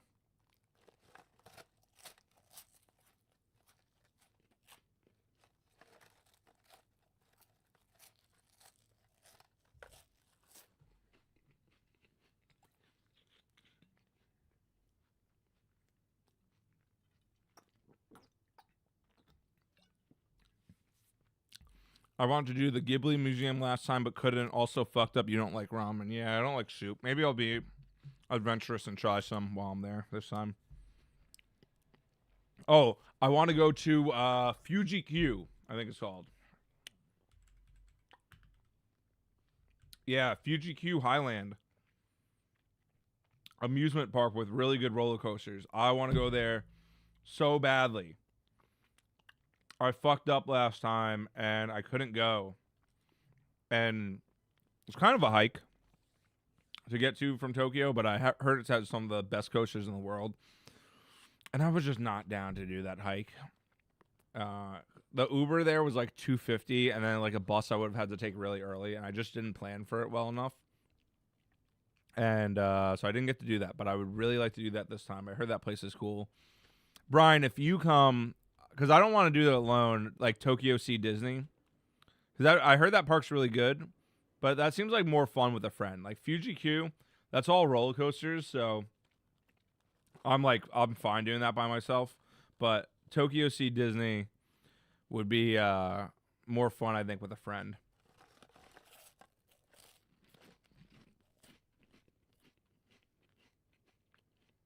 So I would like to do that. Last time I went to Universal Japan in I think it was in Osaka. It fucking sucked, guys. Universal Japan was ass. Would not recommend it. Lines were long as fuck for everything. I mean everything.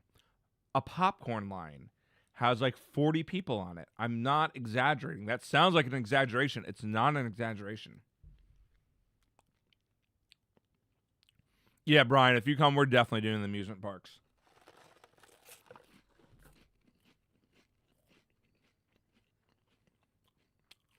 I don't think we need to do like their Magic Kingdom or whatever, because I think that's pretty much the same. But Tokyo Sea, yeah, Tokyo Disney Sea.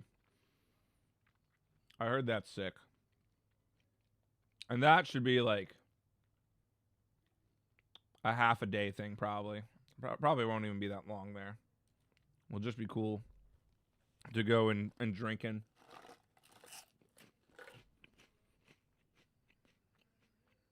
I love amusement parks too. I need to get back to Orlando. I want to go to Epic Universe. I've heard mixed things about it though. I was like really excited for that to open. And it seems like it needs more stuff first to really be worth it. Like I was originally planning to go when it opened, the year it opened, and then it opened last year. And I didn't care enough, honestly. Because I went to Disney twice I went to January 2024. I went to Disney and Universal, and then did that again in May 2024, and I brought my dad. That was awesome to go father-son trip. Then I went with both my parents beginning of last year, January 2025. So I went a lot more than I expected in a pretty much a year period. Kind of felt a little burnt out, which I was not planning on going that much, but I just kind of happened to do. And the last time I went before that was with Terrence and my ex in June 2022, which was a video on the old channel, a vlog that we did. Which, man, that vlog was so fun. Probably do some Japan stuff more in that relaxed, chill kind of vibe. How's that old one?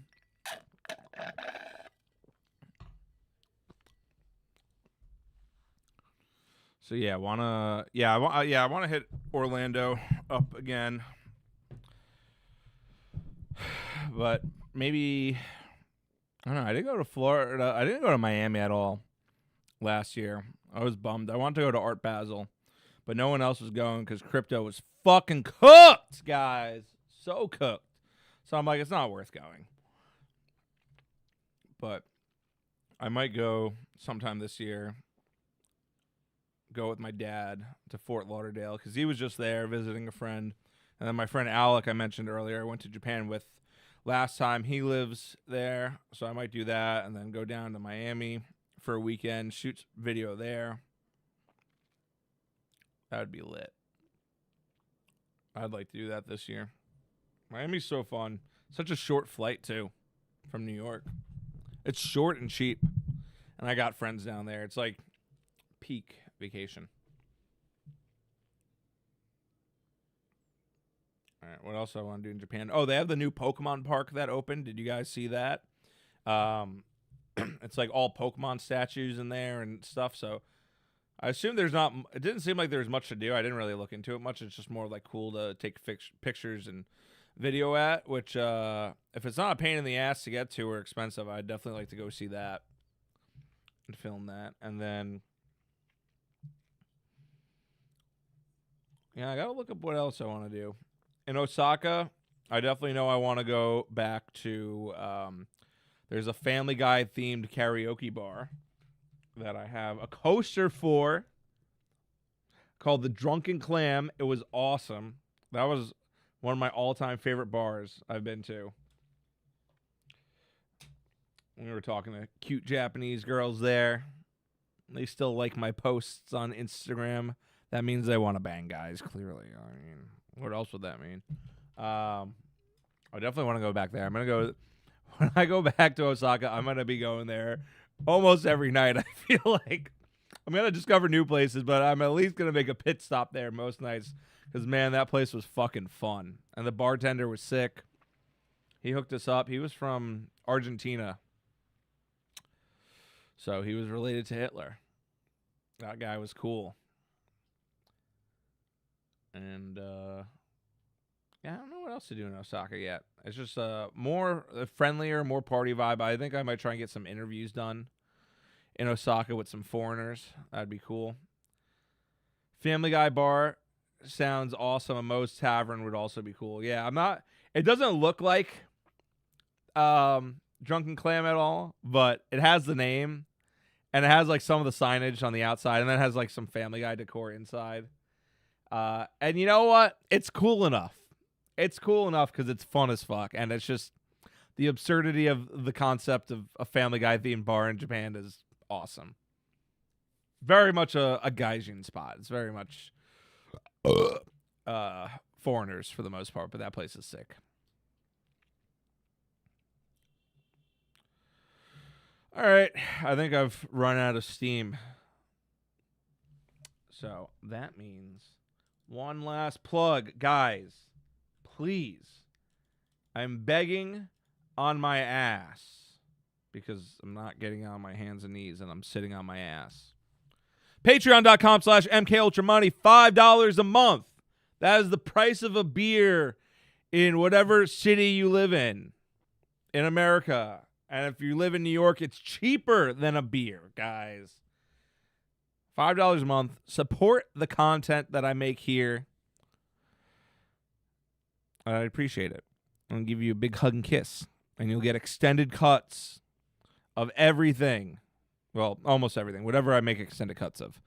Which is most things. And sometimes some exclusive videos. And the $10 tier, which is the price of a beer in Manhattan. That's not happy hour. You can get all the past streams as well. And then if you really want to be a baller, we got a couple other tiers. So, patreon.com, $5 a month. Thank you guys for tuning in. I hope you had fun. No video this week, as I've said, but I'm hoping Terrence gets the next video done this week, which will be Drunk Mario Retardy. So look forward to that. Filming this weekend with Justin Wang. Going to be doing some Jackbox shit with him and Brittany and our other friends. So good stuff to look forward to, both on the channel and Patreon. Thank you guys. Good night.